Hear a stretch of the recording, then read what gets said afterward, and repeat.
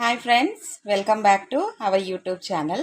ఈరోజైతే నేను కొత్త రెసిపీతో మీ ముందుకైతే వచ్చేసాను. ఈరోజు మక్క బుట్టలతో వడలు ప్రిపేర్ చేస్తాను. బ్రేక్ఫాస్ట్ వచ్చేసి మక్క బుట్టల వడలు. కావాల్సిన పదార్థాలు వచ్చేసి నేను ఆల్రెడీ స్వీట్ కార్న్ క్లీన్ చేసి కడిగి రెడీగా పెట్టుకున్నాను.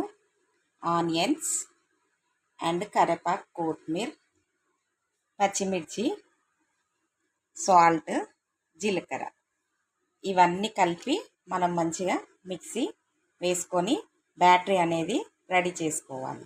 ఓకేనా? నేను బ్యాటరీ రెడీ చేసిన తర్వాత నేను మీకు చూపిస్తాను. స్వీట్ కార్న్ బ్యాటరీ అనేది నేనైతే రెడీ చేసి పెట్టుకున్నాను. నేను అందులో పచ్చిమిర్చి, సాల్ట్, జీలకర్ర, స్వీట్ కార్న్ అన్నీ వేసి పేస్ట్ చేసుకున్నాను.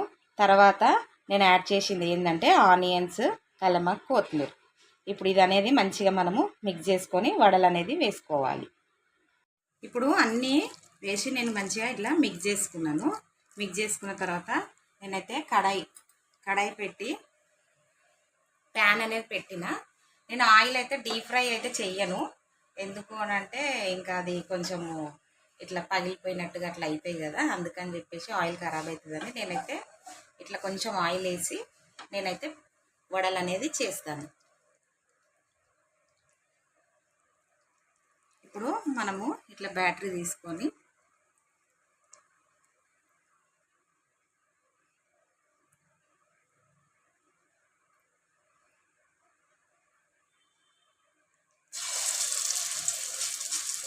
ప్యాన్లో ఇట్లా వేసుకోవడమే ఈజీగా.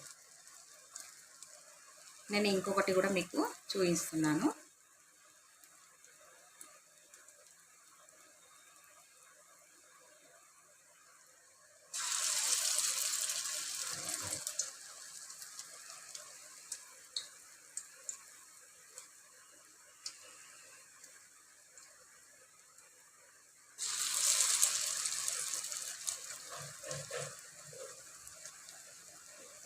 అట్లా తిరిగేసుకోవడానికి కూడా ఇందులో ఈజీగా వస్తుంది, నాన్ స్టిక్ ప్యాన్ కదా. సో అందుకని చెప్పేసి నేనైతే డీప్ ఫ్రై అయితే చెయ్యను.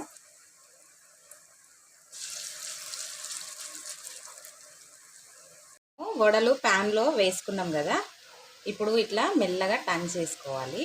కానీ మంట మాత్రము సిమ్లోనే పెట్టాలి, ఎందుకంటే అవి కొంచెము వేగడానికి టైం పడుతుంది. ఎందుకంటే మనం డీప్ ఫ్రై చేయట్లేదు కాబట్టి.